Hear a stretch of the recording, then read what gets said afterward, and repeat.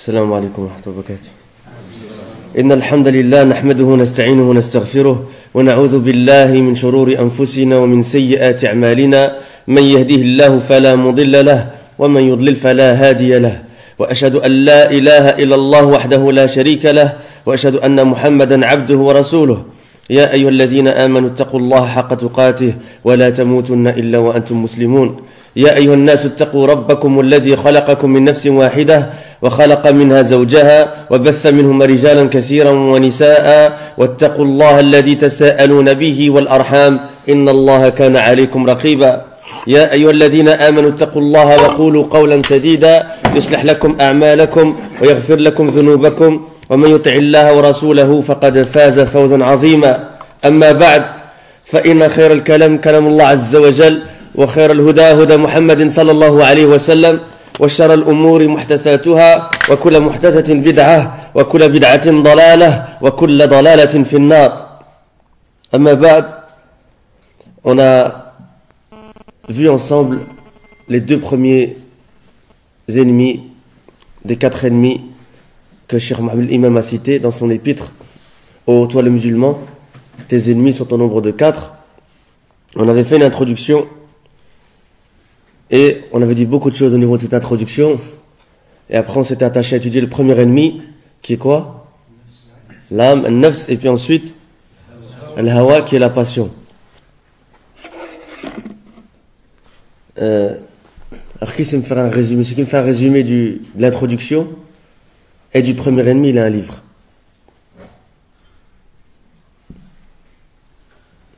Qui se lance? Il y a un livre de Cheikh Mouqbil en français et un livre de Cheikh Al-Uthaymin. Ah, c'est tentant, hein? Un résumé de ce qu'on a vu dans l'introduction par rapport au livre. Vas-y. Et le premier ennemi, l'âme. Je t'ai déjà aidé en fait. Donc on avait dit hier, chez Amir Khayyim, il avait fait un poème sur les différents. En fait, il avait désigné un peu ce qui était l'âme en fait, avec les différents animaux. N'oublie pas de la synthèse que j'ai donnée hier. C'est quoi ce cours qu'on est en train de faire? En fait, c'est de qui, c'est quoi, c'est pourquoi? Nos ennemis, les 4 ennemis qui sont les 4 ennemis. Si tu l'aides, vous partagez le livre. Hein? C'est les 4 ennemis en fait, les 4 ennemis de l'homme. En fait, c'est pas les 4 ennemis les seuls. C'est les 4 principaux et les 4 globales, on va dire. Donc, en fait, c'est nos armes pour combattre ces ennemis-là. Comment mieux les connaître, pour mieux se défendre contre eux, pour mieux se réparer. Donc, après, l'âme, c'est le premier ennemi, c'est l'âme. Attends, l'introduction, c'est tout ce qu'on a vu dans l'introduction? Non, on a vu autre chose aussi. Je pense bien. J'ai dit, vous partagez le livre. Moi, j'ai dit, celui qui fait le résumé, je donne un livre. Après, on ne va pas le couper en pages. Hein. Je laisse les livres. Ouais. Vas-y, dis-moi. Non, en fait, je veux dire que, en gros, moi j'ai compris que, pour résumer, qu'il faut se renseigner au sujet de l'âme. Parce que si on est ignorant à son sujet, elle nous mènera à sa perte. C'est déjà aussi comme lui au premier ennemi. Vous voyez, c'est important l'esprit de synthèse. Hein. Il faut avoir des gros points parce que vous essayez trop de vous attacher aux détails. Hein. Il y a des points que vous devez retenir. Et après, peut-être ça, vous pouvez détailler. Mais au moins, les gros points, les grandes lignes, on va dire, du cours. C'est difficile de retenir un cours tout en détail. Hein. Mais si tu as les points principaux et que tu suis les lignes principales du cours, après, tu peux, avec ta compréhension, avec ce que tu as retenu comme preuve et comme détail, tu peux peaufiner ça. Voilà. Si tu n'as pas les grandes lignes, tu n'auras pas les petites lignes non plus. Donc, ce sera comme des informations, qui ne sont pas organisées. L'introduction. T'étais pas encore dedans. Non, en fait, je suis en train de manger. Ah. Donc j'ai entendu, mais. D'une oreille. Bah, des deux en fait. Vas-y. Allah, dans sa miséricorde, il nous a donné 4 résistants pour pouvoir résister aux 4 ennemis. Ok. Juste une question, on n'a que 4 ennemis? Non, on n'a pas que 4 ennemis, mais ça, c'est les 4 principaux. Ok. Ils sont plus élevés que les autres. Pourquoi ils sont principaux? Parce que c'est les premiers élevés. Parce qu'ils sont plus forts que les autres. Parce que c'est obtenir les 4. C'est obtenir parce qu'ils sont principaux. C'est le plus dur, les 4 c'est le plus dur. Il a dit parce que c'est ceux qui nous dominent le plus et qui nous touchent le plus. Et voilà. Il en a cité un cinquième. Il a dit il y en a d'autres, mais il en a cité lui-même déjà un cinquième. Il est là, hein, il est là. Les seuls. Ins. Ah, Shayat el-Ins. Non, c'est juste. Vous partagez le livre après ou hein?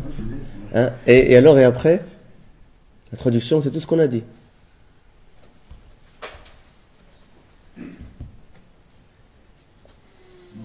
Hein? Vas-y. T'as regardé tes notes, toi, je t'ai vu.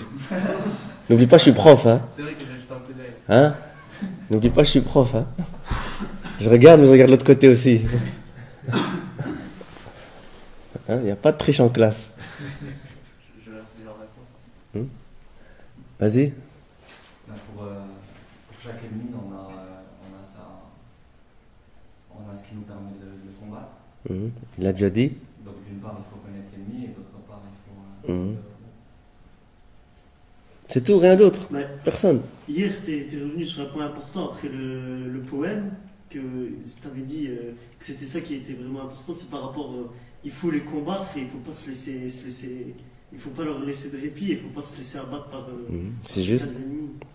Ah, mais c'est juste. Rien d'autre. Non? Là, je vais voir mes notes, hein. Peut-être que c'est moi qui n'ai pas tout lu, je sais pas.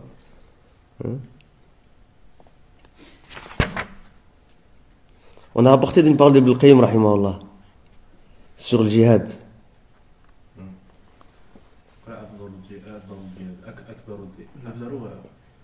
أفضلوا أكبروا أحسنوا أفرضوا. Le djihad le plus obligatoire, c'est le djihad de quoi? Le neuf, c'est tout. Ibn al-Qayyim, il a cité les 4 ennemis en fait. Il a dit le combat le plus obligatoire est le combat contre l'âme, et le combat contre la passion, et le combat contre Satan, et le combat contre l'ici-bas, yani dunya. Fin de citation. Yani c'est quoi? Cheikh Mohamed Imam, il t'a dit les 4 ennemis, et puis tu as rapporté cette parole qui concerne ces 4 ennemis. Il t'a dit que le combat le plus important, le plus obligatoire, c'est ces 4-là. Vous cernez un peu maintenant, c'est pour ça qu'il a cité d'ailleurs cette parole. Donc, Mohamed Imam, c'est pas le seul qui l'a dit, il y a des savants avant lui qui ont dit ce qu'il a dit. Et c'est pour ça qu'il s'est attaché à étudier ces 4-là. Qu'est-ce qu'on a dit d'autre par rapport à l'âme maintenant? Non, mais elle est très incitatrice au mal.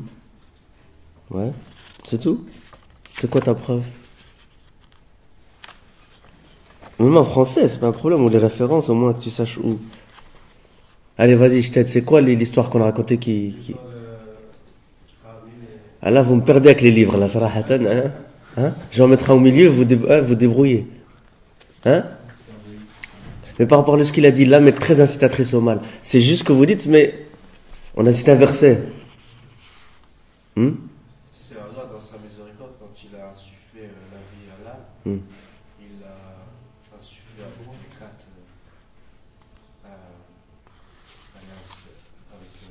avec Résistant, tu veux dire? avec 4 mots et puis 4 remèdes à nous de les trouver dans notre combat quotidien.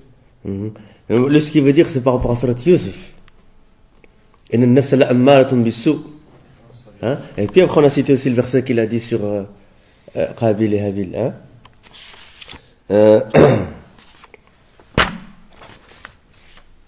On a parlé de celui qui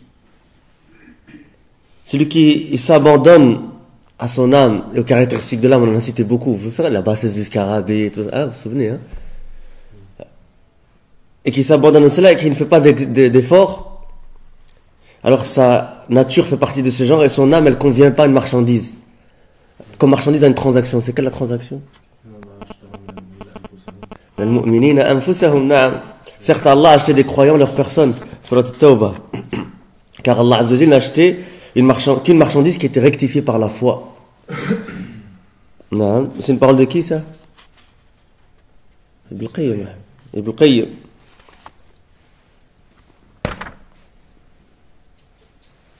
Qui sait me donner 2 exemples de ce à quoi l'âme peut amener comme mal?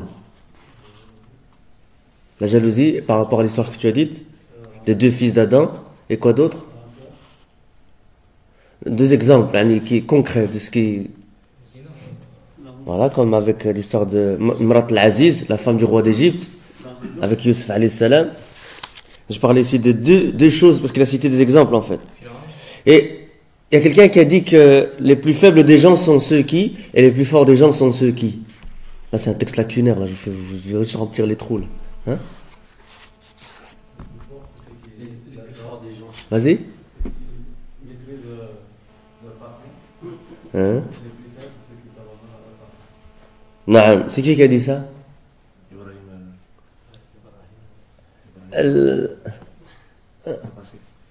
Al-Qasir, Al-Qisar. C'est pas loin. Et là, c'est Ibn Jawzi qui a cité sa parole dans Dhamm al-Hawa.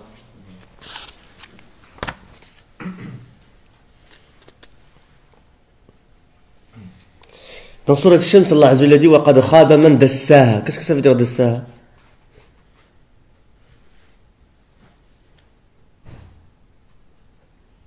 Allez, il la corrompt. C'est quoi la corrompre? Corrompre l'âme.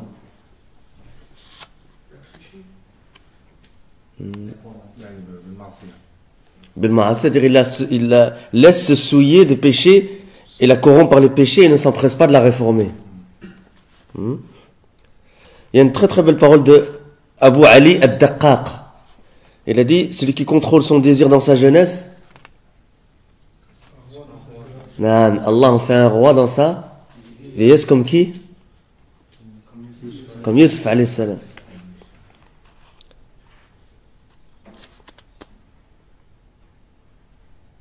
Il y avait une dua rapportée par Zayd ibn Arqam du prophète sallallahu alayhi wa sallam qu'il disait par rapport à la purification de l'âme. C'est quoi?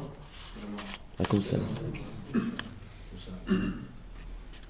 Si vous la connaissez pas, étudiez, là, elle est très courte, elle est très importante. Oh Allah, inspire à mon âme sa piété et purifie-la, jusqu'à la fin du dua. Le deuxième ennemi, la passion, qu'est-ce qu'on a dit là-dessus?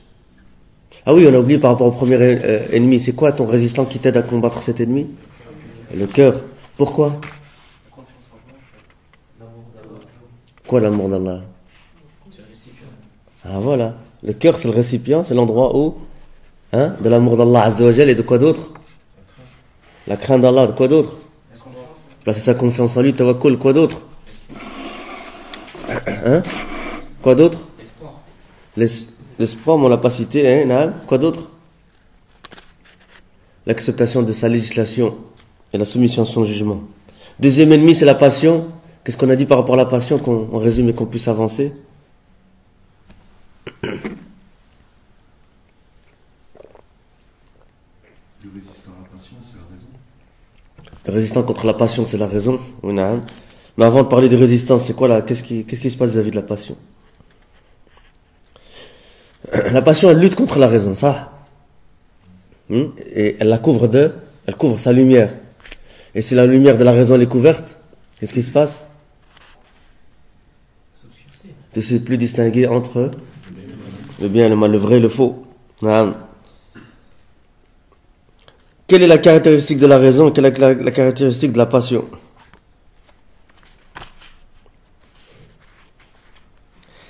La raison, elle t'appelle à ce qui t'est et te met en garde contre ce qui te perd.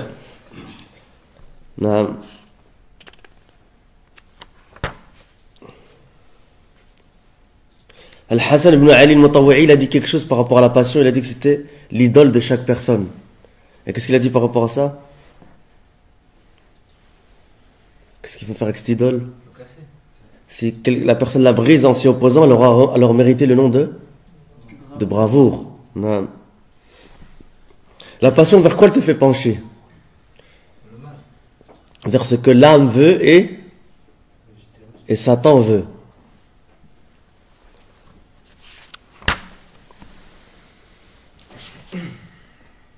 Il y a trois choses qui sont destructrices. On a cité un hadith du prophète sallallahu alayhi wa sallam, rapporté par un groupe de compagnons et authentifié par Cheikh Al-Albani rahimahullah. C'est quoi ces trois choses destructrices? Je crois que c'est une passion suivie. Une passion suivie. C'est pour ça qu'on a rapporté ce hadith-ci, parce qu'on parle de la passion. Quoi d'autre? Une avarice Une avarice obéie. Quoi d'autre? Qu'un individu soit infatué ou imbu de sa personne. Naam, c'est juste. Ça veut dire quoi ça? Moi j'ai pas compris le troisième point. Qu'il soit imbu de sa personne. Comment on va dire ça? Qu'il soit prétentieux, qu'il soit imbu de lui-même. Qu'il soit... Un fort égo. Qu'il soit imbu, infatué, qu'il soit prétentieux. Un but, c'est la personne, ce qu'elle a, elle croit qu'il acquis de lui-même. Tu vois? Infatué de ta propre personne. Un but, c'est un mot comme connu, ça, non? Ala kulli hal.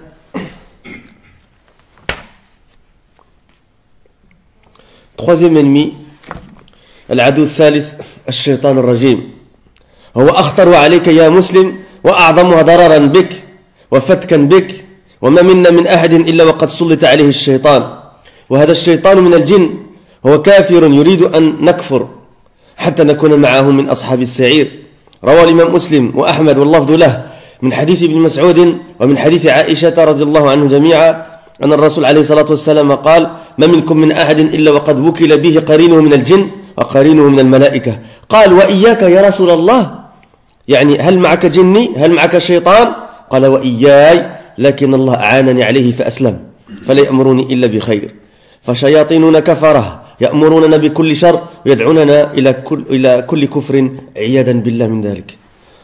Le troisième ennemi, c'est donc Satan, le lapidé, Ash-Shaytan Ar-Rajim. Il est le plus dangereux de tes ennemis aux musulmans. Donc on a dit qu'il y avait 4 en particulier, mais plus encore de manière spécifique qui Ash-Shaytan. Et le plus néfaste pour toi de tes ennemis et le plus ravageur pour toi. Et il n'y en a pas un parmi nous qui n'ait été dominé par Satan. Et ce Satan fait partie des djinns et il est mécréant.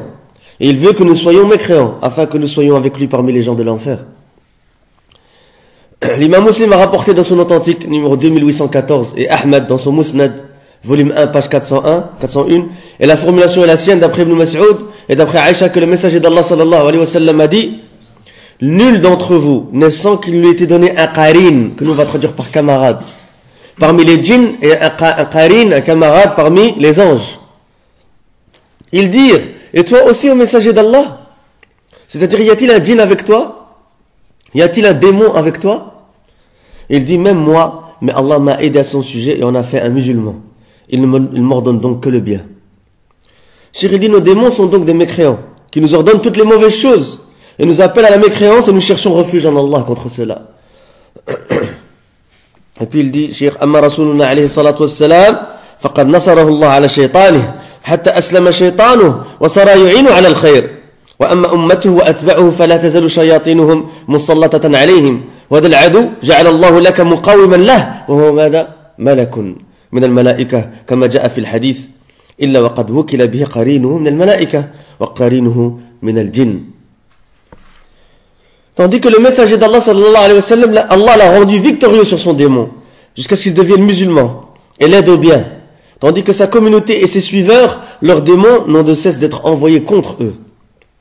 Quant à cet ennemi qui est Shaitan, le démon, Allah t'a donné un résistant qui le combat, et c'est un ange parmi les anges, comme cela a été rapporté dans le hadith, sans qu'il lui ait donné un qarin, un camarade parmi les djinns, et un qarin, camarade parmi les anges. C'est le hadith qu'on a cité un peu précédemment. Quant à ton qarin parmi les anges, écoutez ce hadith, ou plutôt, on va rapporter un hadith, Inch'Allah, et c'est un hadith que j'ai lu à Cheikh Falah qui nous a expliqué, c'est un magnifique hadith. أما قرينك من الملائكة فيأمرك بالخير وإعاد بالخير وأما قرينك من الجن فيأمرك بالشر وإعاد بالشر كما جاء عن ابن مسعود رضي الله عنه وأرضاه أنه قال إن للملك لمة. Pour traduire le mot lamma, on a un petit peu travaillé dessus, ولكن الحمد لله en lisant le hadith sur Cheikh Falah, ça a été beaucoup plus facile. وللشيطان لمة.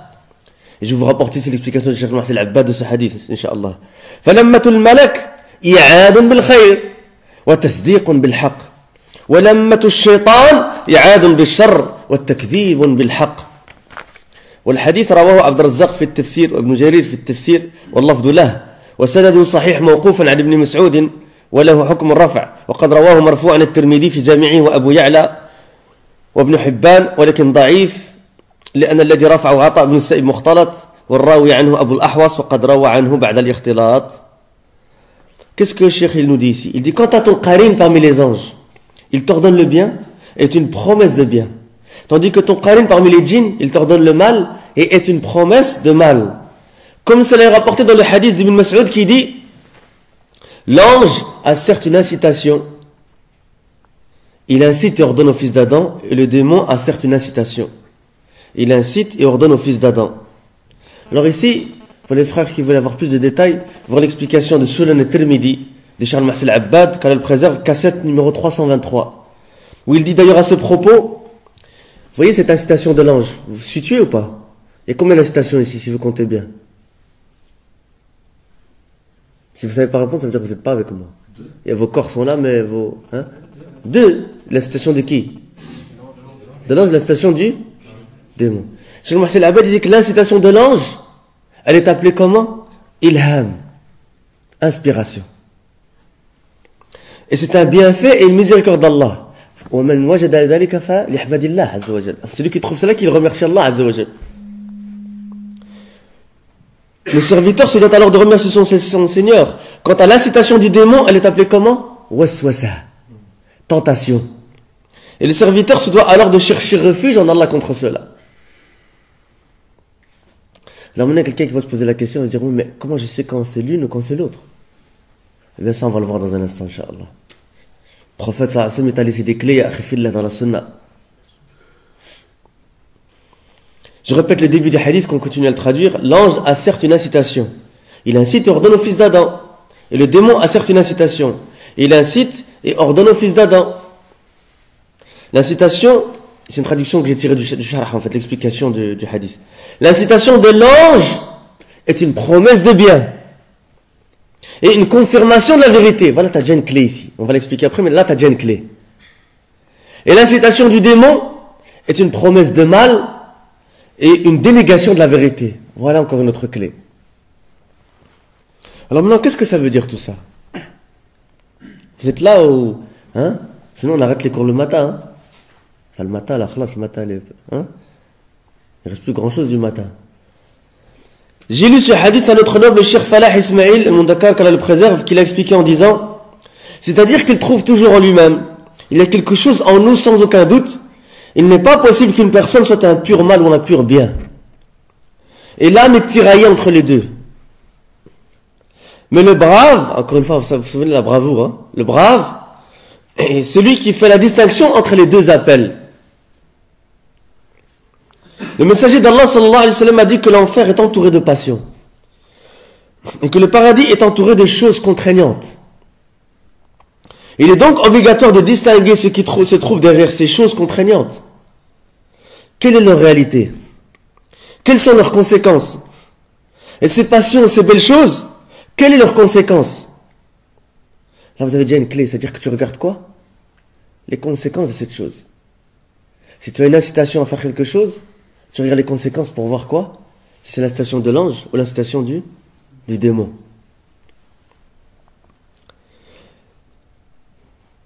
S'il se limite à regarder jusqu'à la pointe de ses pieds, il y entrera dans les passions. C'est pour cela que nous devons faire la distinction en utilisant notre raison.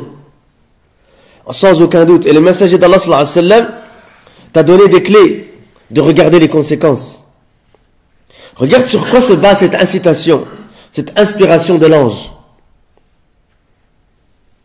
Nous sommes perdus entre le mal et le bien, mais toi tu dois faire quoi? Tu dois analyser, tu analyses. Ton âme t'appelle. Il donne un exemple maintenant.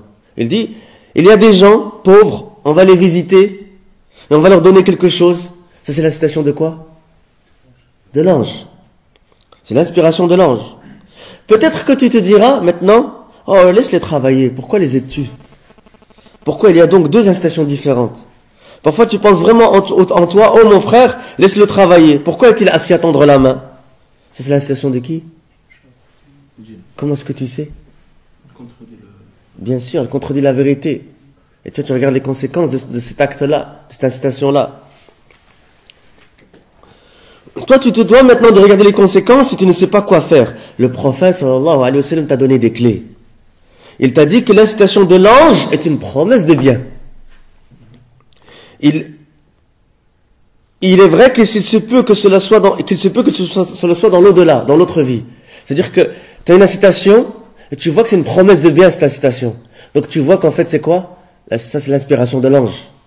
Mais il se peut que ce bien ne soit pas dans cette vie-là, il soit dans l'au-delà. Il se peut. Mais toi tu sais que c'est un bien pour toi. Tu verras que cet appel de l'ange, si tu l'analyses et le compares, qu'il est conforme au texte du Coran de la Sunna. Avec la vérité qui vient d'Allah subhanahu wa ta'ala. Si tu regardes, tu verras certainement que tu n'as pas à regarder celui à qui tu donnes, mais espère la récompense auprès d'Allah subhanahu wa ta'ala. Et cela est une bonne conséquence. Et ce même si celui à qui tu donnes ne le mérite pas. C'est donc cela l'incitation, l'inspiration de l'ange, qui a une bonne conséquence. La calamité, c'est celui qui ne regarde pas les conséquences. La conséquence est donc un bien. Et si tu te regardes, tu sentiras que tu as aidé, et que celui que tu as aidé t'aimera un jour, et qu'il aimera t'être utile un jour, car la nature de l'âme est qu'elle aime ceux qui lui font du bien. Et ce que nous voulons, c'est que les gens nous aiment, comme cela. C'est le comble de ce que nous voulons, le cheikh dit. Voici donc la voie, tout est en conformité avec les textes de la religion. Vous avez compris pourquoi il a dit maintenant c'est une promesse de bien, et quoi? Une confirmation de la vérité. C'est-à-dire que quoi? Quand tu as une incitation, tu regardes les conséquences. Si tu vois que la conséquence c'est un bien pour toi, que ce soit dans cette dunya ou dans l'akhira ou les deux, tu sais que c'est une incitation, une inspiration de l'ange. Et tu vois que c'est quoi? C'est conforme à la vérité, ça va avec la législation de l'islam, ça va avec le Coran, la Sunna. C'est ça ta clé, c'est comme ça que tu vois. Tandis que l'incitation du démon, qu'on a appelé comment? Waswasa, tentation, eh bien, c'est tout à fait le contraire. Il est vrai que c'est proche et embelli, comme on a dit hier, Shaitan ne va pas venir, chez quelqu'un qui est doué de raison, lui dire, tiens, ça c'est le faux, vas-y. Non, il y a un embellissement. Il y a une transformation de la vérité. Bien sûr, comme ça tu aimes et tu fais, et que ça tu peux justifier à toi-même les choses et te trouver des excuses, comme on a dit hier. Il est vrai que c'est proche et embelli. Laisse-le travailler et s'occuper de lui-même. Toi, tu vois quelqu'un qui est pauvre et tu te dis quoi? Laisse-le travailler. Laisse-le travailler et qu'il s'occupe de lui-même. Chérie, cela ressemble à une très belle parole. Et il se peut même que cela considéré comme la raison et comme la sagesse même. Ça? Mais tu verras que c'est en opposition complète au texte et que c'est un déni de ce qui est dans le Coran et la Sunna. Ce sont des clés car il se peut que l'individu soit trompé par ces choses embellies et proches. Et il se peut qu'il soit leurré par elles. Comme les groupes islamiques égarés, le cheikh il dit, comme salam. Aujourd'hui, qui sont leurrés par des slogans. Quand vous voyez maintenant beaucoup de groupes innovés et les slogans, beaucoup de jeunes, ils sont leurrés par ces slogans. C'est vrai ou pas? Vous avez des groupes maintenant, comme en Belgique, Sharia for Belgium. Et ici, vous avez Force al-Bid'a. Vous avez les cavaliers de la Bid'a ici, en France. Les cavaliers de la fierté, comme ils s'appellent eux, mais en vérité, c'est les cavaliers de la Bid'a. Ils sont là. Le drapeau la ilaha illallah Muhammad Rasulullah. Al-Sharia, Al-Tawhid. Combattre le shirk. Non. Combattre le shirk, bien sûr. Appeler au Tawhid, bien sûr. Et selon ta compréhension de qui? Ta compréhension à toi qui n'a jamais étudié? Aslan, à la base, man anta. Qui es-tu? Qui t'a recommandé parmi les gens de science? Chez qui tu as étudié? Qui a jugé authentique et correct ta compréhension de la religion parmi les gens de science? Qui sont tes ulama? Al-Maqdisi, c'est pas un alim, ça c'est un takfiri notoire. Il est en prison. Ça c'est leur référence, il faut savoir ça. Quand vous voyez certaines, allez pas les voir, il n'y a rien à apprendre, mais quand vous voyez certaines vidéos de Forsan al-Bid'a et de Sharia for Belgium, ils sont ensemble dans des vidéos. Vous avez Abu Imran là de Belgique, et vous avez, j'ai oublié son nom, Forsan al-Bid'a ici. Ils sont ensemble. Je n'ai pas venu avec moi, mais quand j'étais en Belgique, j'ai fait une conférence. Parce que vous avez quoi, les événements qui s'étaient passés il n'y a pas longtemps en Belgique, non? Hein, ces gens-là, ils ont fait des manifestations par rapport à une sœur qui s'est fait arrêter avec niqab, ils sont battus contre les policiers. Il y en a même un de France qui est venu de chez vous et qui a poignardé 2 policiers en Belgique, vous savez ça? Et une des 2 policières, c'est une musulmane. Hein? Ah ouais, il a poignardé en criant Allahu Akbar, etc. Imaginez ça, c'est pas courant. Hein? Ah ouais, c'est il y a quoi, maximum 2 semaines. Hein? Et ils font des manifestations dans la rue, des drapeaux là, ils se battent contre les policiers. C'est ça l'islam. Les ulama, ils disent, fatwa de hayat kibar ulama, et je connais aucun alim de la sunna, je dis de la sunna, qui dit que les manifestations, ça fait partie de l'islam. Ils considèrent ça parmi le bid'a, parmi les innovations religieuses.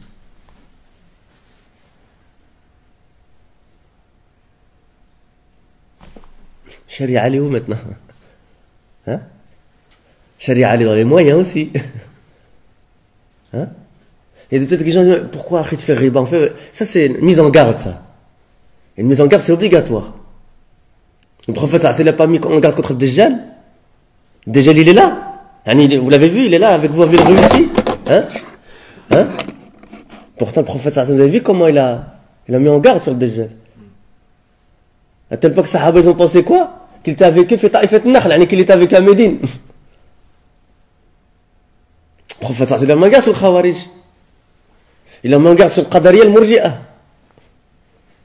Hadith, après, il dit Cheikh Al-Albani, c'est un Murji. Cheikh Al-Albani, rahmatullah alayhi, dans ce hadith sahih, il a dit Sinfan min ummati, et puis il a cité le Qadariya et le Murji'a. Il a mis en garde sur 2 fi'a, Qadariya et le Murji'a, le prophète sallallahu alayhi wa sallam. وكذلك نفصل الآيات ولتستبين سبيل المجرمين. On est obligé. Ça fait partie de Amr bil Ma'ruf wa Nahy anil Munkar. Ça, c'est partie de Sharia. Mettre en garde sur les gens innovés. Les gens qui sont dans les groupes innovés et les innovateurs. Et les gens égarés. Hein?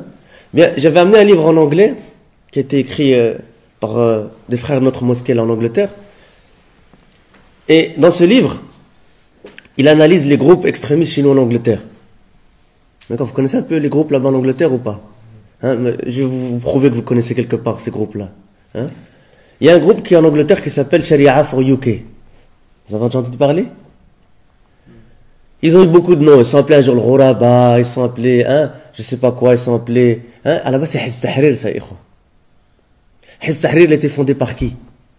Par un Nabhani, qui faisait partie des Ikhwan Muslimin et qui trouvait qu'à un moment donné, leur approche, elle était trop molle, elle était trop, hein, et qu'il fallait y aller, hein. C'est pour ça, Hizb Tahrir, dans beaucoup de pays musulmans, ils appellent leur but, c'est le califat. C'est ce que dit Força al-Bid'a ici. On appelle au califat. C'est-à-dire le but, la base, c'est le califat. C'est ça qu'il faut instaurer d'abord avant toute chose. Nous, on leur pose la question, le prophète sallallahu alayhi wa sallam, quand les mushrikines, ils lui ont proposé le mulk, il a accepté? Il n'a pas accepté. Ils lui ont proposé la royauté. Il aurait pu accepter la royauté, puis appliquer Sharia et tout serait un. Non, il n'a pas accepté. Pourquoi? Ce qui prouve qu'il y a une méthodologie dans la voie du prophète sallallahu alayhi wa sallam. C'est un groupe qui appelle aux rébellions et aux révolutions dans les pays arabes. Ça s'appelle Hizb Tahrir, il faut savoir ça. Ils ont des tammas dans l'aqida. Ils prennent pas, par exemple, Khabar al-Ahad dans l'aqida. Ils croient pas donc en Adab al-Qabr. Ils croient pas au châtiment de la tombe. Après, ils vont dire non, on y croit, etc. Mais après, ta base, ton groupe, c'est Hizb Tahrir. Hein? Même si ça a changé de nom avec le temps, chez vous, mais c'est ça la base. C'est le même appel que vous avez. D'accord? C'est un homme qui s'appelle Anjem Choudhury. Vous le voyez souvent à la télévision. Hein? C'est celui qui dit que à la place du palace de la reine, etc., ils vont faire une mosquée, et puis là, toutes les statues vont les casser, et puis ils vont mettre une mosquée là, à cet endroit-là, il fait des plans, etc. Regardez comment il parle au Koufa. Et qu'on va appliquer Sharia, vous n'êtes pas content au pôle Nord. C'est ça da'wa. C'est ça wajadilum billati ahsan. C'est ça. Regardez l'image qu'ils donnent aux musulmans. L'ihya, le ruzza, le grand turban, le lihya. Évidemment, le visage comme ça. Kuffar, vous êtes des kuffars, vous allez en enfer.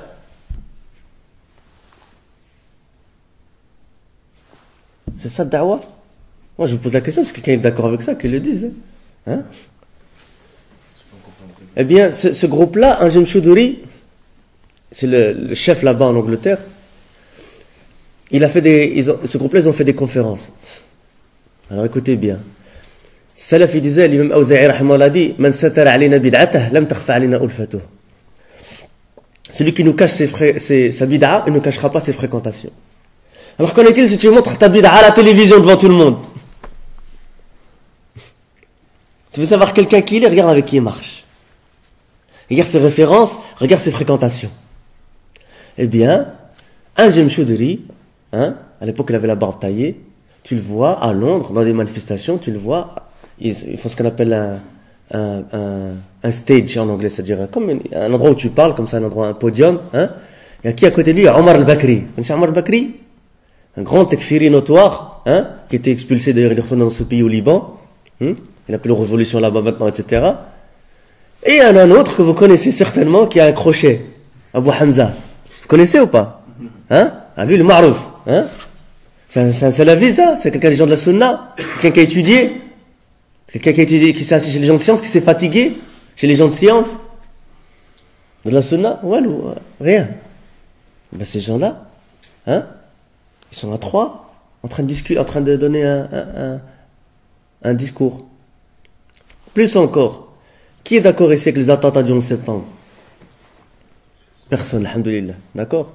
Non, mais, subhanallah, Comme ça, on peut traiter le dossier directement, qu'on sache, Eh bien, ils ont fait une conférence, subhanallah, j'ai pas pensé à prendre avec moi le livre, mais Inch'Allah, si, je vous enverrai une copie, ça va, je vous promets que je vous envoie une copie. Ça va, ici, et vous la gardez ici pour les frères, comme ça, vous voyez que ce que je dis, c'est vrai, d'accord? Donc, les frères, j'enverrai peut-être à Yassine ou Daoud, aux autres frères, etc., et à Nabil, etc., j'enverrai, Inch'Allah, une copie, et vous le garderez ici, Inch'Allah. Vous pouvez le commander de toute façon chez nous à la Mektaba Salafiyya de Birmingham. Eh bien, vous voyez une affiche qui s'appelle Les 19 Magnifiques. Avec derrière les tours qui sont embrasées de flammes et une photo comme ça à l'arrière de Ben Laden. C'est qui les 19 Magnifiques? C'est les 19 qui ont été accusés des attentats du 11 septembre.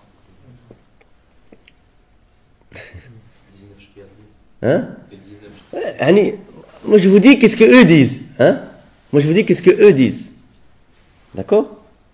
Maintenant, Ben Laden, est-ce qu'il fait partie des références des gens de l'islam? Est-ce que Ben Laden a étudié chez les ulama? Est-ce qu'il a étudié Sharia al-Islamiyya? Est-ce qu'il est connu pour l'ilm shara'i? Cheikh Falah nous a dit, il tourne à Médine avec son 4x4, c'est un ingénieur là-bas, c'est quelqu'un qui est dans le dunya. Il n'était pas connu pour talab. C'est vrai qu'il pratiquait, mais il n'est pas connu pour talab. Il n'est pas connu pour s'être assis chez le mashaykh.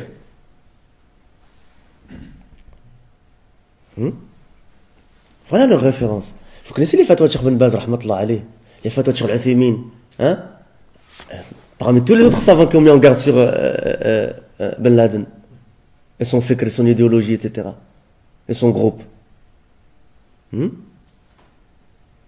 Certains des gens qui sont dans ce groupe-là en Angleterre, ils considèrent l'Arabie Saoudite comme un pays de kuffar et de tarout. Bilad tawhid, ya ikhwa. Le seul pays où il n'y a pas un mausolée qui a un, qu'adorant d'Allah Azza wa Jal, lui considère comme bilad tarout. Je vous dis encore autre chose. Anjem Choudouri, il a dit que les attentats de Londres qu'il y a eu en 2000... c'est en 2005, 2006, je fais un trou de mémoire là. Mais il a dit quoi? Il a dit que, en fait, le peuple britannique, il s'est amené à lui-même ce qu'il mérite, en résumé, ce qu'il mérite, quoi. C'est-à-dire que, vous savez que les gens qui partaient le matin avec leurs tartines dans leur sac pour aller au travail, qui étaient dans le métro de Londres, qu'est-ce qu'ils méritent? Ils méritent ça, qu'ils se fassent exploser dans un métro. Et la maman Mskina qui amène son enfant à l'école. Et peut-être les musulmans qui étaient là aussi dans le métro. C'est ça l'islam. Je vous pose la question, c'est ça l'islam? Moi, ce que je sais, c'est pas ça l'islam. C'est ça le djihad. C'est comme ça que le prophète sallallahu alayhi wa sallam faisait. Et que les sahaba ils étaient. La abadan. Alors maintenant la question, est-ce qu'il y a un bien dans ce que le prophète sallallahu alayhi wa sallam ne faisait pas, ou que les sahaba ne faisaient pas?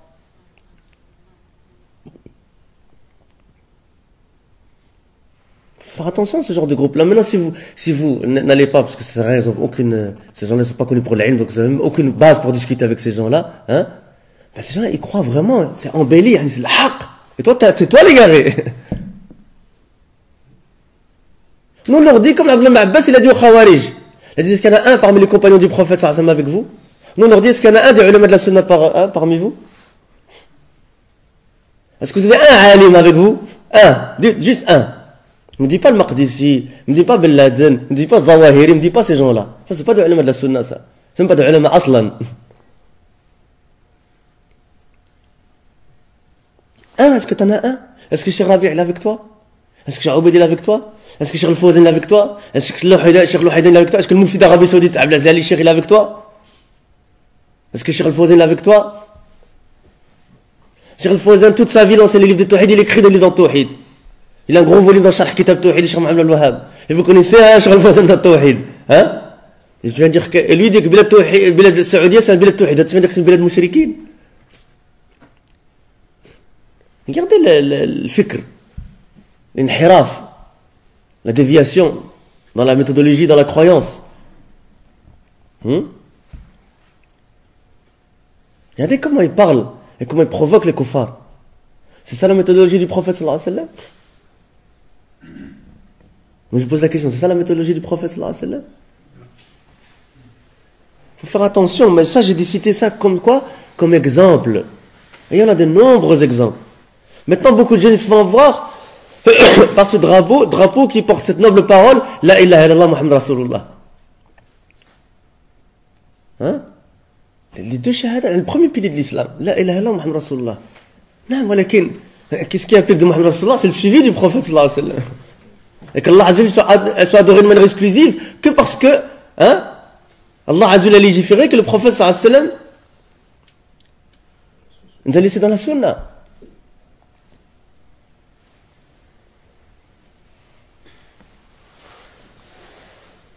Donc, cher, je répète cette parole parce qu'elle est importante. Il dit comme les groupes islamiques égarés aujourd'hui qui sont leurrés par des slogans. Donc ça, c'est un appel.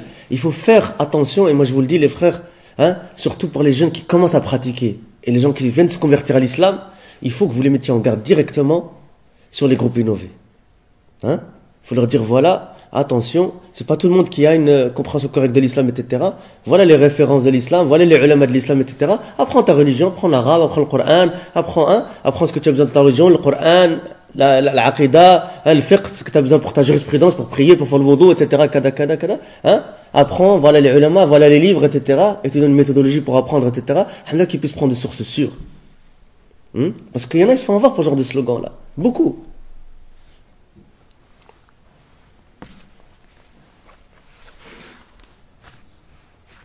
Ils disaient, il y a une sœur en niqab, elle s'est fait arrêter par des policiers, elle s'est fait maltraiter. Tous les jeunes, ils ont la jalousie, hein. Non, hein. Voilà, il faut, jihad, ça rentre dans le jihad, et puis se mettre en file, en manifestation. Où est le jihad? Où? Ah, le On continue le cours. On s'est dit quoi que la parole de Cheikh Falah Ismail ici, elle est finie par rapport au hadith. Et ce hadith, il a été rapporté par Abd al-Razzaq dans l'exégèse volume 1 page 118 et Ibn Jarir dans l'exégèse volume 5 page 573, et la formation est la sienne, et sa chaîne de transmission elle s'arrête à Ibn Mas'ud, mais à le jugement comme si cela venait du messager d'Allah sallallahu alayhi wa sallam. Il a été rapporté de la parole du messager d'Allah sallallahu alayhi wa sallam, ce qu'on appelle Marfou' par At-Tirmidhi dans son Jami' numéro 2988, et Abu Ya'la numéro 4999, et Ibn Hibban mais est faible car celui qui a élevé la chaîne de transmission jusqu'au messager d'Allah sallallahu alayhi wa sallam est Ata ibn Sa'ib Ibn Sa'ib qui se trompait, et celui qui a rapporté de lui est Abu al-Ahwas qui a rapporté de lui après qu'il commence à se tromper. Maintenant on continue la parole de Cheikh Mohammed l'imam, il dit فيا عبد الله أنت بحاجة إلا أن يكون الملك معك من أجل أن ينصرك الله على الشيطان الرجيم والشيطان الرجيم ماذا يفعل بنا إن نحن جهلنا عداوته واستسلمنا له. قال ربنا في كتابه الكريم مبينا أن الشيطان يوم القيامة يظهر شيطانته على حقيقتها أما في الدنيا فإنه لا يظهرها. وقال الشيطان لما قضي الأمر إن الله وعدكم وعد الحق وعدتكم فأخلفتكم وما كان لي عليكم من سلطان إلا أن دعوتكم فاستجبتم لي. Il était donc nécessaire, ô serviteur d'Allah, que l'ange soit avec toi afin qu'Allah te rende victorieux contre Satan le lapidé. et que nous ferait donc le Satan lapider si nous venions à ignorer son inimitié et si nous venions à capituler devant lui. Allah dit dans son noble livre, mettant en évidence que Satan montre sa diablerie sous son vrai jour, le jour du jugement dernier. Tandis que dans ce bas monde, il ne la montre pas. Ce dont la traduction du sens est, et quand tout sera accompli, regardez Shaitan comment il est, et quand tout sera accompli, le diable dira, certes Allah vous avait fait une promesse de vérité, tandis que moi je vous ai fait une promesse que je n'ai pas tenue. Je n'avais aucune autorité sur vous, si ce n'est que je vous ai appelé, et que vous m'avez répondu. Surat Ibrahim, verset 22.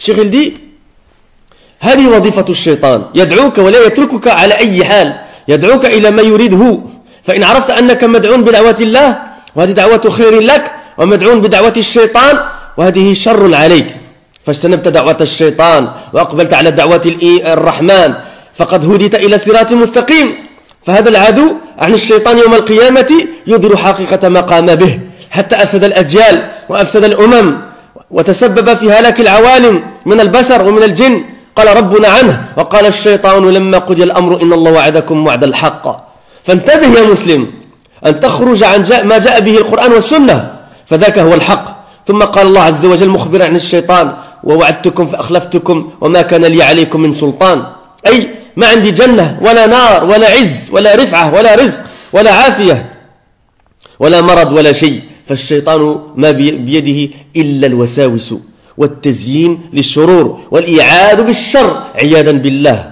ثم قال سبحانه وتعالى مخبرا عن الشيطان قوله وما كان لي عليكم من سلطان إلا أن دعوتكم فاستجبتم لي فلا تلوموني ولوموا أنفسكم بمعنى أين كانت عقولكم كيف تركتم ربكم وقرآنكم ورسولكم الكريم ورسولكم عليه الصلاة والسلام واقبلتم على طاعتي وعبادتي والله قد حذرنا الله من ذلك قال في كتاب الكريم ألم أعهد إليكم يا بني آدم أن لا تعبدوا الشيطان إنه لكم عدو مبين. Ceci est donc le travail de Satan. Il t'appelle et ne te laisse jamais. Il t'appelle à ce que lui veut. Imaginez cet ennemi qui ne te lâche jamais. Il ne te lâche jamais. Du premier moment de ta vie jusqu'au dernier moment de ta vie. Et on va voir qu'au moment où tu meurs, il est là. Il essaie de prendre quelque chose de toi. Au moment où tu meurs, dans l'agonie, il est là. Comme on va le voir, il y a une doua à faire à ce moment-là. Ou en tout cas plutôt pour ce moment-là.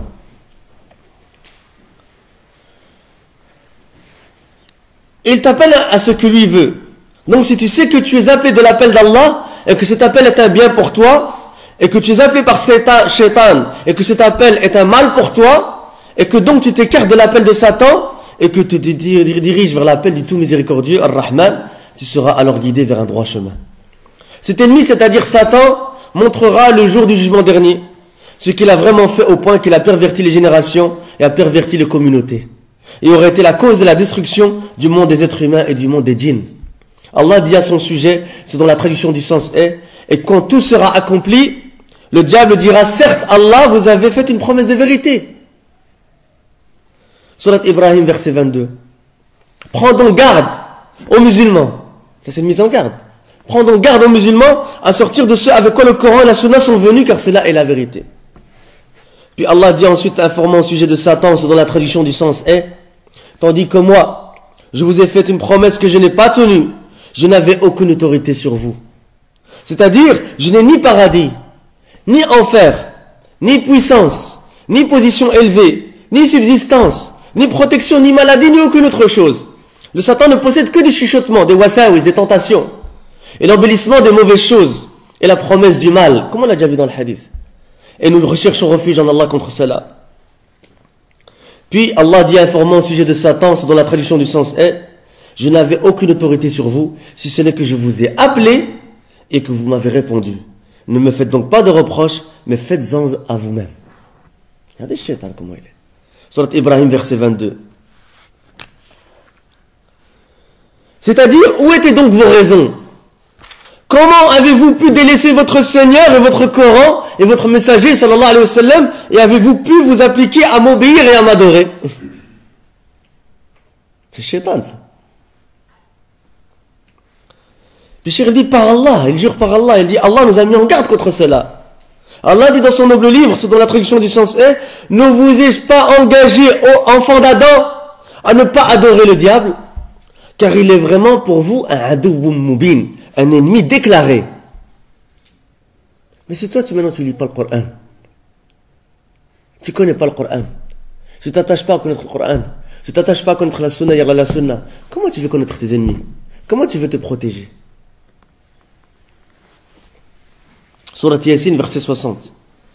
Bichir, il dit, يا أيها الإخوة هذا العدو عن الشيطان يحاول أن يصدك عن كل خير وأن يحول بينك وبين كل خير ولو كان الخير أسهل عمل فهو يريد أن يحرمك منه وأن يبعدك عنه. قال ابن الجوزي رحمه الله في تلبيس إبليس اعلم أن الآدمي لما خلق ركب فيه الهوى والشهوة. On a vu ça hier. Maintenant on va terminer la parole maintenant Inch'Allah. ليجتلب بذلك ما ينفعه ووضع فيه الغضب ليدفع به ما يؤذيه وأعطي العقل كالمؤدب يأمره بالعدل فيما يجتلب ويجتنب. وخلق الشيطان c'est ça la suite maintenant محرضا على الإسراف في اجتلابه واجتنابه فالواجب على العاقل أن يأخذ حذره من هذا العدو الذي قد أبان عداوته من زمن آدم عليه السلام وقد بذل عمره ونفسه في فساد أحوال بني آدم. Oh frère, cet ennemi, c'est-à-dire qui?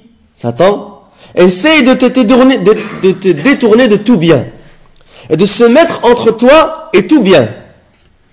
Et ce même si ce bien est la plus facile des actions, car il veut t'en priver et t'en éloigner. Ibn al-Jawzi, rahimahullah, il a dit dans Talbis Iblis, page 39,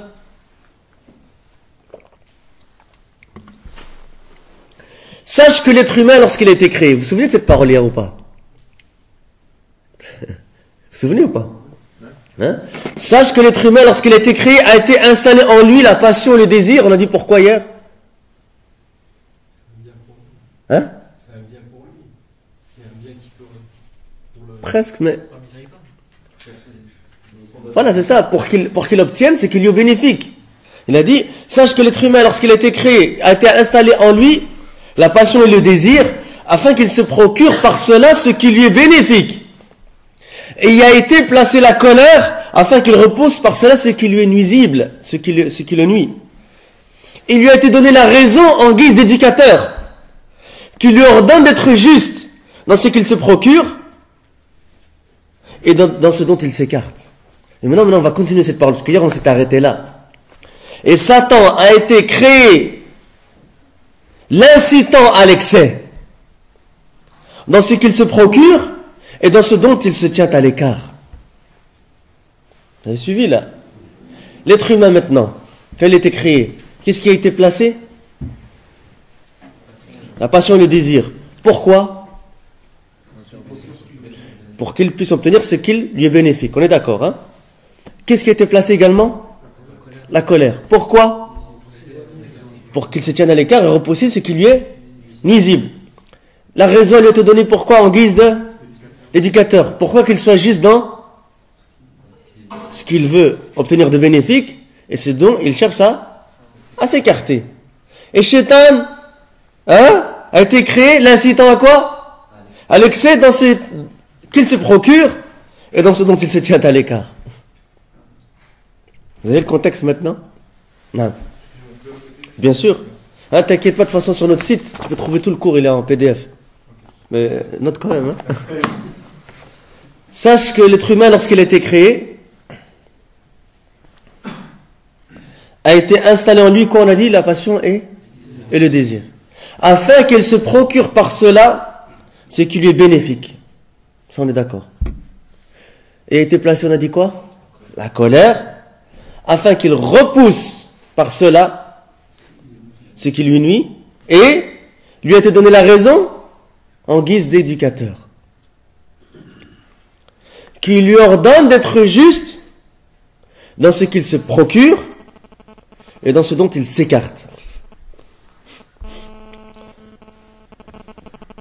Ou si vous voulez, et dans ce dont il se tient à l'écart. Puis il termine cette parole en disant, Imam Ibn Jawzi rahimahullah, ce qui est donc obligatoire à celui qui est doué de raison, mais c'est d'être sur ses gardes quant à cet ennemi qui manifeste son inimitié depuis le temps d'Adam alayhi salam et qui consacre son temps et sa personne, sa vie, son temps, afin de pervertir les situations des fils d'Adam. Est-ce que tu as vu un ennemi comme celui-là? Fin de citation.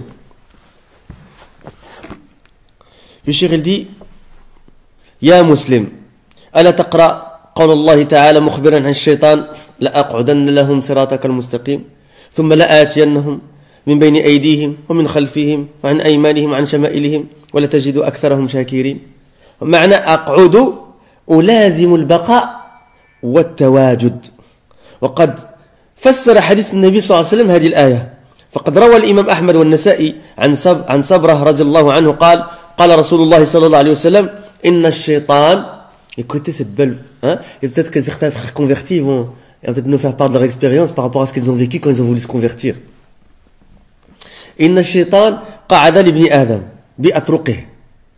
أطرق جمع طريق، يجمع على طرق وأطرق فقعد له بطريق الإسلام كما قال الشيخ الإثيوبي في شرح سنن النسائي، فقال له تسلم، ها تسلم وتذر دينك ودين أبائك وأباء أبيك.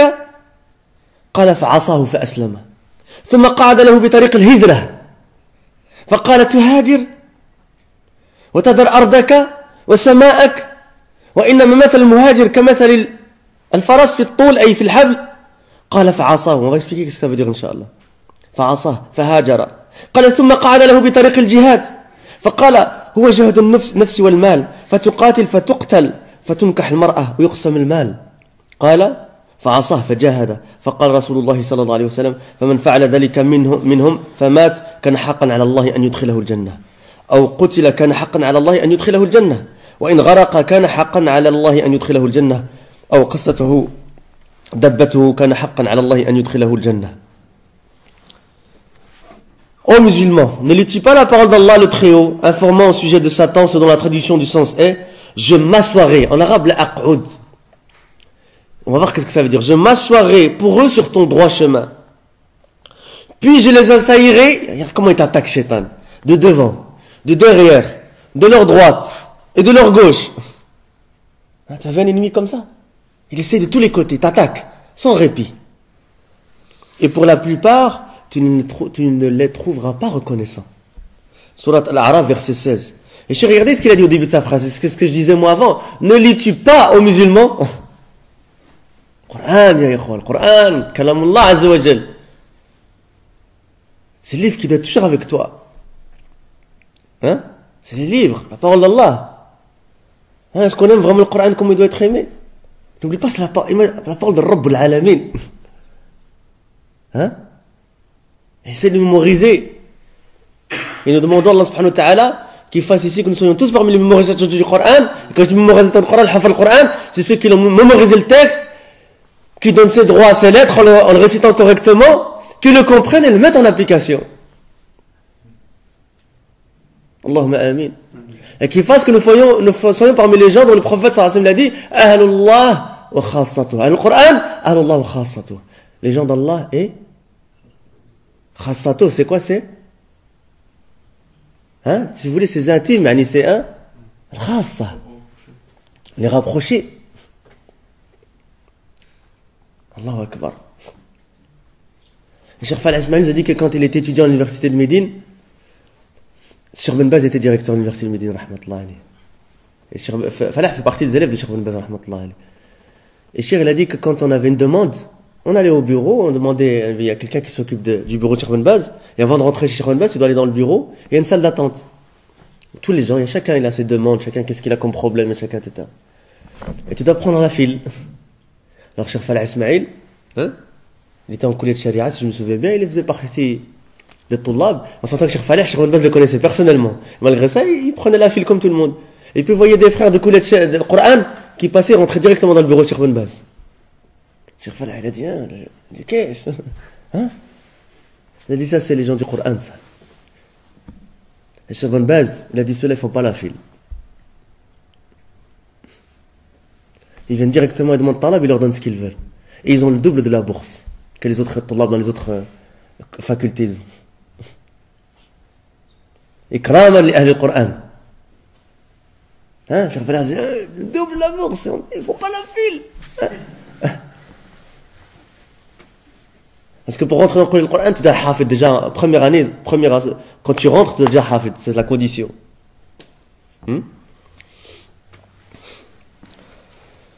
Donc le sens de je m'assoirai dans la parole, je m'assoirai pour eux sur ton droit chemin. Je m'assoirai, c'est-à-dire je serai assidu dans le fait de rester, d'être présent. Pourquoi je dis ça? C'est pour nous motiver pour le Coran, les frères. Il faut motiver pour le Coran et pour la Sunna. Hein? C'est important le Coran. Et nous on veut des frères salafis qui mémorisent le Coran. Et vous connaissez une des caractéristiques des gens de la Sunna, c'est leur attachement à la science. Comme Cheikh Zayd ibn Hadi al-Matrili, il a dans la cour, min khasa'is al-firqa an-najiyah, hirsuhum ala jam' al-ilm al-shar'i. Parmi les spécificités du groupe victorieux, du groupe sauvé, dont le prophète a parlé, et bien sûr leur attachement, leur désir ardent à chercher et à regrouper la science islamique. Et c'est vrai, subhanallah. Partout où tu vois des gens de la sunna, sont attachés à quoi? Hein? Tu vois des masahif dans les voitures, tu vois des moutons, tu vois usul talata, tu vois al-arba', tu vois des livres dans l'aqidah, des livres dans le fiqh à étudier, etc. Hein? Toujours un petit sac, toujours un petit livre à côté. Ça, oh là là. Hein? Partout. Maintenant, en plus dans les, je vais pas faire la pub, mais dans les smartphones là, t'as même, t'as le mushaf entier que tu peux lire, etc. Partout où tu es.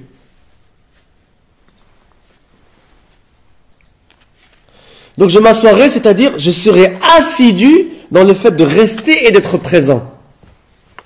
Et maintenant écoutez cette belle parole du prophète sallallahu alayhi wa sallam. La parole du prophète sallallahu alayhi wa sallam explique le verset. L'imam Ahmed dans son Musnad, volume 3, page 483, et An-Nasa'i, 3134, a rapporté d'après Sabrah qu'Allah agrée que le messager d'Allah sallallahu alayhi wa sallam a dit Satan s'est certes assis sur les chemins du fils d'Adam. Ça rejoint le verset ou pas? Hein? Je m'assoirai. Satan s'est certes assis sur les chemins du fils d'Adam. En arabe ici, Inna shaitan qa'ada libni Adam. Il lui a dit, il s'est assis sur son chemin vers l'islam. Donc Satan s'est certes assis sur les chemins du fils d'Adam. Il s'est assis sur son chemin vers l'islam. Peut-être que les frères convertis peuvent en parler. Hein? Il s'est assis sur son chemin vers l'islam et lui a dit, vas-tu te convertir? Hein? Vas-tu te convertir et délaisser ta religion? Et la religion de tes pères et de tes aïeux? C'est shaitan ça. Et le messager d'Allah a dit, il lui désobéit et il se convertit. Puis il s'assit sur son chemin vers l'immigration, vers la hijra et lui dit, vas-tu émigrer et laisser la terre ta terre et ton ciel, hein, le ciel sous lequel tu vis? Et l'émigrant est comme le cheval tenu par l'entrave. Regardez shaitan, quelle image il a donnée à celui qui veut faire la hijra. Il lui dit, tu vas être le cheval qui est tenu par son entrave. Qu'est-ce que ça veut dire ça? Hein? Mais encore une fois, il faut revenir au ulama pour comprendre. Il faut revenir au juhal. Il faut revenir au ulama qui explique le Coran et la Sunna. Je vous ai pris là l'explication de Cheikh al-Éthiopie dans Sharh Sunan Nasa'i qui fait 42 volumes. Et c'est dans le volume 26, page 188. Vous connaissez Cheikh Mohammed ibn Ali ibn Adam l'Éthiopie? Hein? Hein? Cheikh Mohammed ibn Ali ibn Adam l'Éthiopie. Il y a plusieurs cheikhs éthiopiens, il y a Cheikh al-Bouiti, etc. Mais ce cheikh-là, c'est un muhaddith, il est à la Mecque, il est vivant. Hein? Il est à la Mecque, il a une mosquée où il enseigne, et jusqu'à côté de sa mosquée, il y a une mektaba où vous pouvez trouver ses livres, etc. Il enseigne à Dar al-Hadith à Mecca aussi. Hein? Wallahi, ikhwa, pour les frères arabophones, alaykum bi kutubih. Moi, je vous conseille vivement ces livres. Yani, subhanallah, yakfik Cheikh Muqbil dans son explication de Sharh Sunan Nasa'i qui fait 42 volumes, comme je vous ai dit, il l'a fait complète. Hein? Il a dit c'est un océan dans les sciences du hadith et de la langue arabe. Et c'est vrai. Yani, il laisse rien dans le hadith sans qu'il te l'explique. La chaîne de transmission, chaque homme, il t'explique qui c'est, il te donne une histoire, etc. Et après, il te donne les caractéristiques du sanad. Après, il te donne le vocabulaire du hadith. Chaque mot, il te le définit. C'est pour ça que moi, j'utilise beaucoup dans les traductions, parce que chaque mot, il te le définit, il t'explique dans la langue arabe d'où ça vient, etc. Il rentre en détail.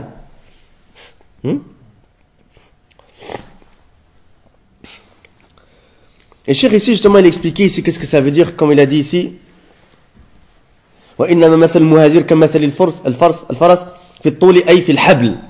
C'est-à-dire comme le cheval tenu par l'entrave. Qu'est-ce que ça veut dire? Le sens de cela est que l'immigrant, celui qui fait la hijra, est tenu dans les pays étrangers et ne peut tourner que dans sa maison. Elle ne les fréquente que certaines de ses connaissances. Il est donc tel le cheval tenu dans ses entraves, qui ne peut tourner ni paître que de manière limitée, contrairement à ceux qui vivent dans leur pays d'origine, car ils sont joyeux et n'ont aucune contrariété.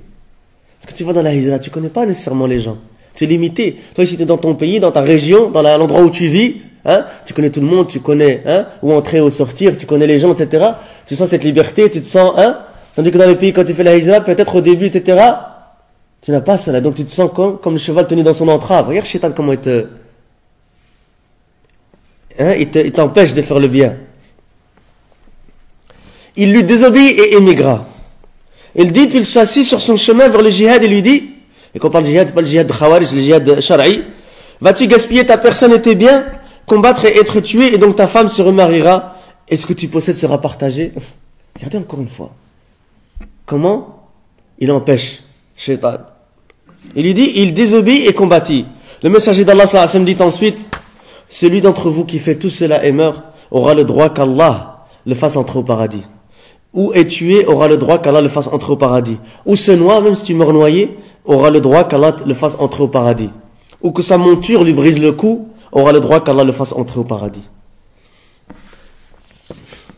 وجاء من حديث أبي سعيد الخدري عند أحمد واللفظ له وأبي يعلى أن الرسول عليه الصلاة والسلام قال إن الشيطان قال وعزتك يا رب لا أبرح أغوي عبادك بمعنى أنا مستمر في الليل وفي النهار وعلى كل حال في إغواء العباد يا رب وعزتك وجلالك لا أزال أغوي عبادك ما دامت أرواحهم في أجسامهم قال الله عز وجل وعزتي وجلالي لا أزال أغفر لهم استغفروني. Encore un autre hadith qui montre Adawat Shaitan. Il était rapporté d'après le hadith d'Abu Sa'id al-Khudri radiallahu anhu chez l'imam Ahmed dans son Musnad volume 3 page 29 et la formulation est la sienne, et chez Abu Ya'la volume 1 page 530 numéro 1399 que le messager d'Allah sallallahu alayhi wa sallam a dit, Satan certes a dit, par ta puissance ô Seigneur je ne cesserai jamais de séduire tes serviteurs, c'est-à-dire je serai assidu jour et nuit et en toute situation dans la séduction des serviteurs. Par ta puissance et ta magnificence, ô Seigneur, je ne cesserai jamais de séduire tes serviteurs tant que leurs âmes se trouvent dans leur corps. Allah subhanahu wa ta'ala dit, par ma puissance et ma magnificence, je ne cesserai de leur pardonner tant qu'ils me demanderont pardon. Ya Muslim, Allah ma'ak, yuridu najatak, yuridu sa'adatak, yuridu hifdak, yuridu difa'a ank, wa subhanahu khairun nasirin. في دنياك وأخراك يريد إنقاذك من هذا العدو. مع من أنت؟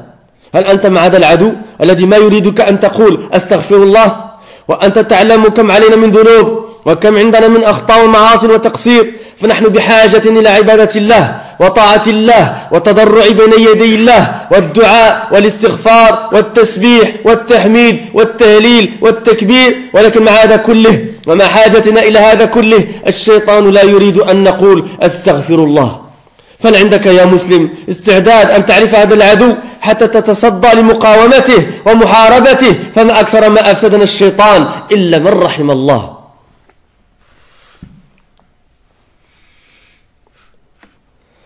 Ô musulman,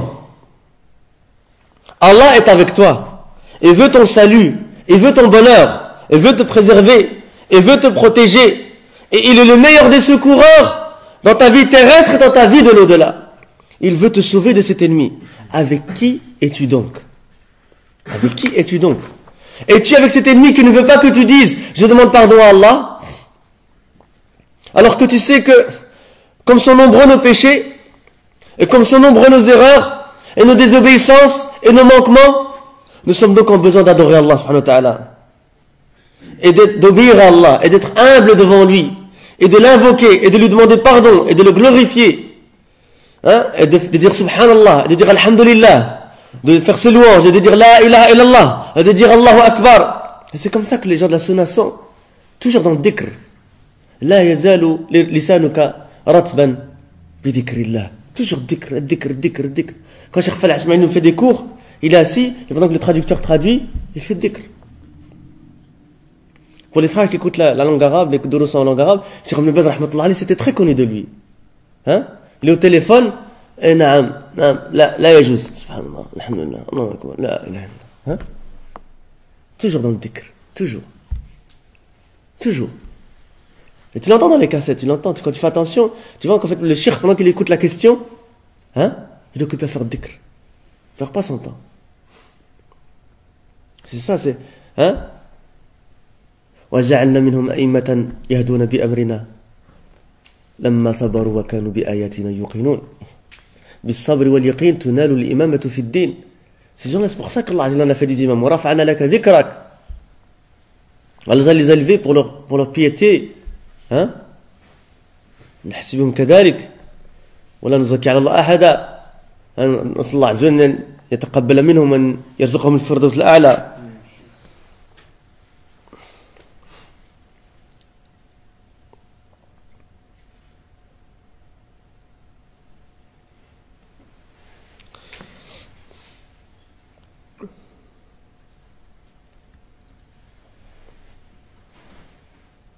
Après, si je voulais, je vous raconterai une histoire avec Cheikh Ibn Baz, rahmatullah alayh. Hein? Si vous suivez bien, que vous répondez bien aux questions, sinon, pas d'histoire. Hein? Vous dites à des enfants avant de dormir, non? Hein? Je ne raconte pas d'histoire. Hein?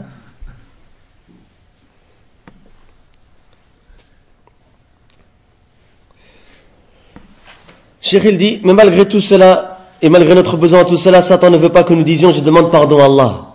Es-tu donc prêt aux musulmans à connaître cet ennemi, afin que tu t'attaques à lui résister, à lui faire la guerre? Combien nous a perverti Satan, à l'exception faite de ceux à qui Allah a fait miséricorde? Et puis Cheikh, elle va résumer tout ce combat contre ce troisième ennemi qui est Satan, en disant la chose suivante. Il dit وحقيقة المعركة بيننا وبين الشيطان نختصرها في أمرين.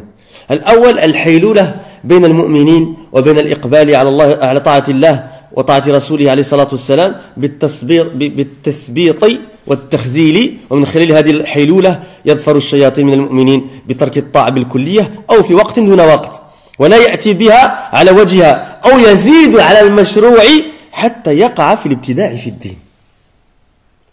الثاني دعوة شياطين الجن والمؤمنين إلى المعاصي بالتزيين لها والتسويل والتغرير وغير ذلك. Nous allons résumer la réalité du combat entre nous et Satan en 2 points. Ils se mettent entre les croyants et le fait qu'ils s'attachent à obéir à Allah et à son messager sallallahu alayhi wa sallam, en les démoralisant et en les faisant abandonner. Et on va voir Inch'Allah dans un de nos cours de cette conférence Inch'Allah que Shaitan il vient, il teste la personne. Regardez Shaitan, il vient, il te teste.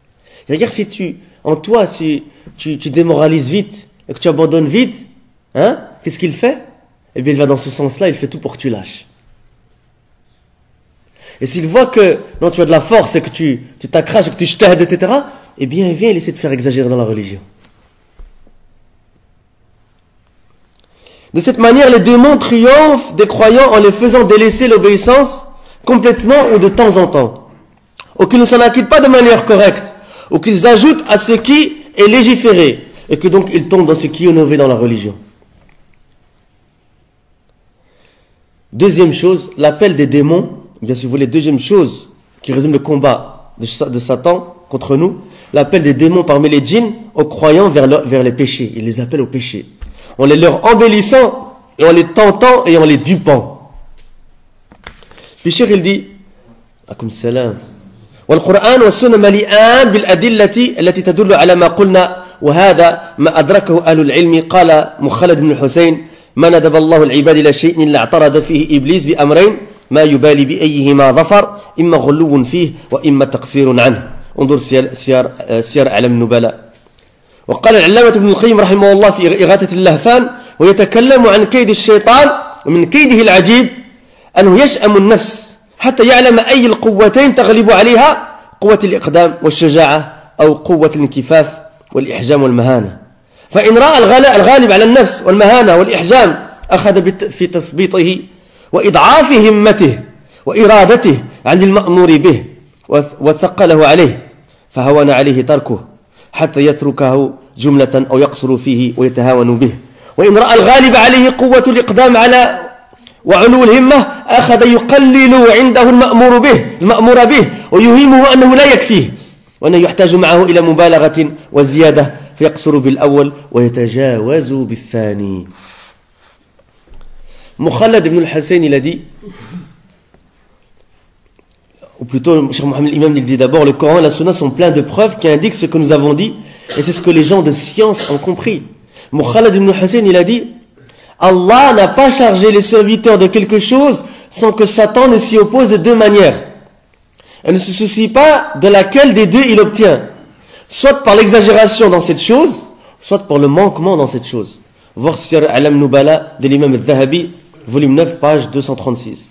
Et l'éminent savant Ibn al-Qayyim, rahimahullah, il a dit dans son livre, Iratatul Lahfan, volume 1, c'est quoi le titre complet d'Iratatul Lahfan? À la fin, c'est quoi? C'est Masa'id Shaitan. Hein? Et d'ailleurs, il y a un passage intéressant dans ce livre-là où Ibn al-Qayyim, rahimahullah, il rapporte les signes du cœur malade et les signes du cœur qui est en bonne santé. Donc toi, si tu veux savoir comment il est ton cœur, tu regardes les signes. Hein?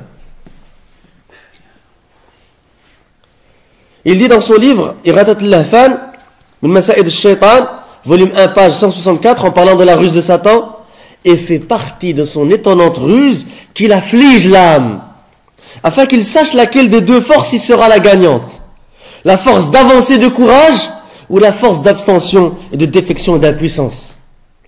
S'il voit que ce qui est plus fort en l'âme, c'est l'impuissance et la défection, alors il se met à la démoraliser et à affaiblir sa motivation et sa volonté quant à ce qui lui est obligatoire et le lui alourdit. L'abandon devient alors facile jusqu'il abandonne complètement ou devient négligent et est des manquements. Et s'il voit que ce qui est plus fort en l'âme, c'est la force d'avancement et la haute motivation, il se met à lui faire croire que ce qui lui est obligatoire ne lui est pas suffisant et à le dénigrer et qu'il a besoin de faire plus et d'exagérer, et le premier devient négligent et le deuxième exagère. Écoutez ça, il dit Cheikh mimma yanbaghi an ta'lamahu ya muslim anna ash-shaytan al-musallat alayk la yatrukuka hatta 'inda sakarat al-maut. لا يتركك وأنت ترحل عن الدنيا وصرت على باب الآخرة. جاء من حديث أبي اليسر أن الرسول عليه الصلاة والسلام كان يدعو بدعاء وفيه وأعوذ بك أن يتخبطني الشيطان عند الموت. أخرجه أحمد وأبو داود والنسائي وغيرهم.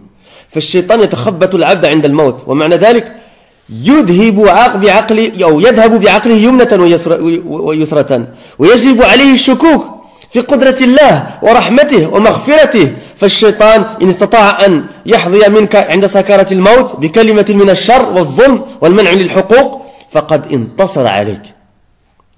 Cheikh, il dit quoi ici? Il dit que il convient que tu saches aux musulmans que Satan t'est envoyé et ne te laisse pas même à l'agonie quand tu meurs. Quand tu es en train d'agoniser, mais Shaitan ne te laisse pas. Il ne te laisse pas alors que tu pars de ce monde et que tu es à la porte de l'au-delà. Et c'est une dua que j'ai fait avec certains enfants à l'école en 4e année. Il a été rapporté d'après le hadith d'Abu Yassar que le messager d'Allah sallallahu alayhi wa sallam disait une invocation dans laquelle il disait « Et je cherche refuge en toi contre le fait que Satan me fasse perdre la raison au moment de mourir. » Tu demandes Allah Azza wa Jalla. C'est rapporté par Ahmed et Abu Daoud et Al-Nasa'i et d'autres. Donc Satan fait perdre raison aux serviteurs au moment de mourir. Il ne te lâche pas jusqu'à la dernière seconde. Et le sens de cela est qu'il fait aller sa raison de droite à gauche. Et lui fait avoir des doutes sur la puissance d'Allah Azza wa Jal et sa miséricorde et son pardon. Satan, s'il peut obtenir de toi, lors de ton agonie, une parole de mal et d'injustice et de privation des droits, il t'aura alors vaincu. شيخ دي فهل تتصور وهل توقعت أن هذا العدو وراءك ولك بالمرصاد حتى عند سكرات الموت؟ مع أن الشخص عند سكرات الموت لا يريد مالا ولا يريد جاها ولا هو حول الأولاد ولا هو يريد أن ينصر حزبا ولا يريد شيئا. الدنيا قد طلقها ومع هذا يسعى الشيطان لإفساده عند سكرات الموت. هل رأيت عدوا يتوصل إليك هكذا ويفعل بك هكذا ويمكر بك هذا المكر؟ لا والله. ولهذا ملئ القرآن بالتحذير من العدو، ولكن صار كثير منا لا يتفقه ولا يتدبر القرآن الكريم، وبعضنا وإن فقه إلا أنه لا يعمل به. Cheikh il dit, t'imagines-tu et as-tu pensé que cet ennemi est derrière toi et aux aguets te concernant, et ce jusque dans ton agonie, en sachant que les gens au moment de mourir, tu es en train de mourir, ça c'est fini, tu vas voir, tu retournes, hein, c'est fini pour toi. En sachant que les gens au moment de mourir ne veulent pas d'argent, ils ne veulent pas de rang, ils ne sont pas autour des enfants, ils ne veulent pas assister à un groupe, un hizb, ils ne veulent rien du tout. Ils ne veulent rien de tout ça. Ils ont divorcé la vie d'ici-bas. Là, c'est en train de partir. Et malgré cela, Satan s'applique à les pervertir dans leur agonie.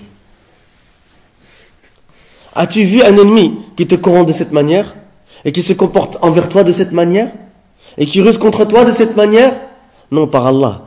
Et c'est pour cette raison que le Coran est rempli de mises en garde contre cet ennemi, mais beaucoup d'entre nous n'apprennent plus et ne méditent plus au sujet du noble Coran.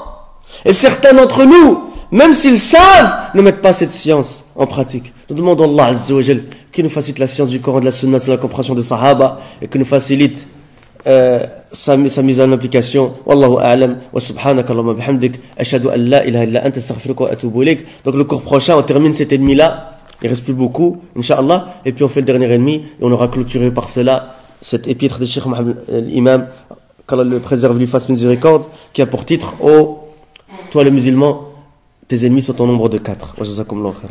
Et donc le prochain cours c'est après Dohor. Hein? Après Dohor, ça veut dire, après Dohor ça va jusqu'à l'Asr. Hein? Après Dohor, c'est-à-dire, Aqiba Dohor. C'est-à-dire, hein? Voilà, tu fais ton salat Dohor, tu fais ton dhikr, tu fais rawatib, hein? Et après on commence directement, Inch'Allah.